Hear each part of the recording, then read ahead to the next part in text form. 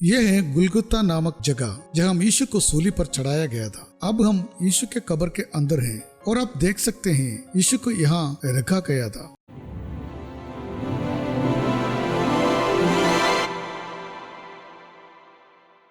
Garden टूम या बगीचे की कब्र की पहचान यीशु मसीह की मृत्यु, दफनाने और पुनरुत्थान के स्थान के रूप में की जाती है। इससे पहले कि हम बगीचे की कब्र को देखें, मैं आपको एक महत्वपूर्ण जगह दिखाना चाहता हूँ।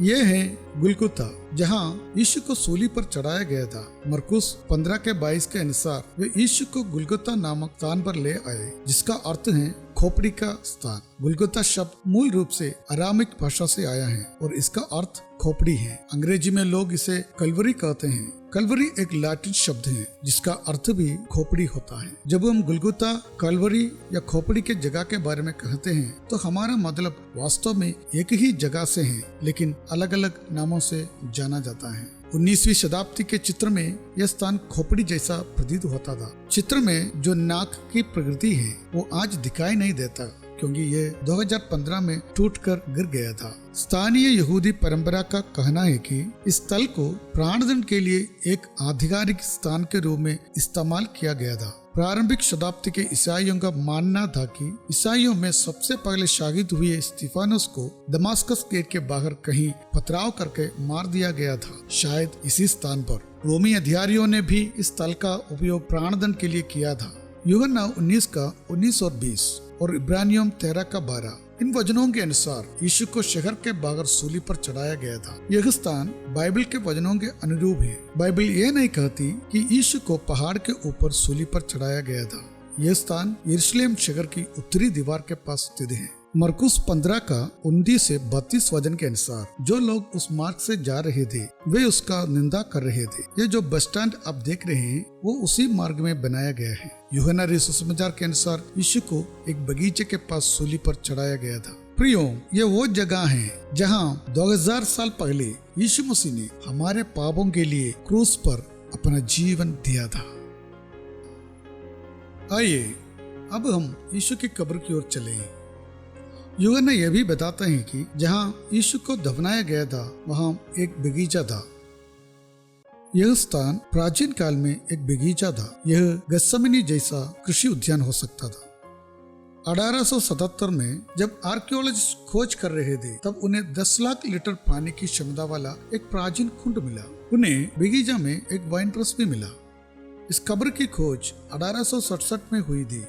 बाइबल के अनुसार यीशु को एक अमीर प्रभावशाली व्यक्ति अरिमतिया के यूसुफ की कब्र में दफनाया गया था, जिसने रोमी गवर्नर पुंतियुस पिलातुस से मसीह के शरीर को दफनाने की अनुमति प्राप्त की थी। कब्र के ठीक सामने एक ट्रक को आप देख सकते हैं। यह ट्रक पत्थर को लुढ़काने के लिए बनाया गया था, जिससे कब्र का प्रवेश द्वार बंद किया जा सकता था। अब आप कब्र के ऑपोजिट में एक पत्थर देख सकते हैं। इसी प्रकार के पत्थर से कब्र के प्रवेश द्वार को बंद किया गया था। परंपरागत रूप से कुछ वर्षों के लिए शरीर को संग्रहित करने के बाद हड्डियों को एक बक्से में इकट्ठा किया जाता था। मॉडल के रूप में दीवार पर उस प्रकार के बक्सों को हम देख सकते हैं। प्रवेश द्वार की सही ऊंचाई आज की तुलना में केवल आधी थी। हो सकता है कि क्रूसेडर्स के द्वारा इसकी ऊंचाई बढ़ाया गया था जब उन्होंने इस स्थल में सुधार किया था। अंदर हम देख सकते हैं कि कब्र 2 छोटे कमरों में विभाजित है। पहले कमरे को तैयारी कक्ष कहा जाता है, जहां वे मृत शरीर को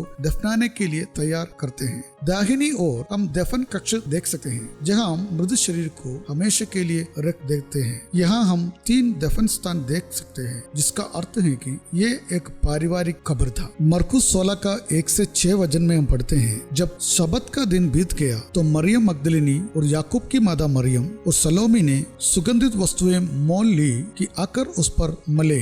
सप्ताह के पहले दिन बड़े भोर जब सूरज निकला ही था, वे कब्र पर आई और आपस में कहती थी, हमारे लिए कब्र के द्वार पर से पत्थर कौन लुढ़काएगा। जब उन्होंने आंख उठाई तो देखा कि तो पत्थर लुढ़का हुआ है, वो बहुत ही बड़ा था। कब्र के भीतर जाकर उन्होंने एक जवान को श्वेत वस्त्र पहने हुए दाहिनी ओर बैठे देखा और बहुत चकित हुई। उसने उनसे कहा, चकित मत हो, तुम यीशु नासरी को जो क्रूस पर चढ़ाया गया था ढूंढती हो। वो जी उठा है, यहाँ नहीं, देखो यही वो स्थान है जहाँ उन्होंने उसे रखा था। प्रियो, ये कब्र आज भी खाली है क्योंकि यीशु मरे हुओं में से जी उठा है और वह आज भी जीवित है। उसने मृत्यु से जय पाया है क्योंकि वह परमेश्वर है। Thank you for watching this video. हम अगले वीडियो में इजराइल के एक दूसरे महत्वपूर्ण स्थान के साथ आपसे मिलेंगे। अगर आपको यह वीडियो पसंद आया तो कृपया हमारे इस चैनल को सब्सक्राइब कीजिए और बेल आइकन दबाइए। प्रभु आपको आशीष दे।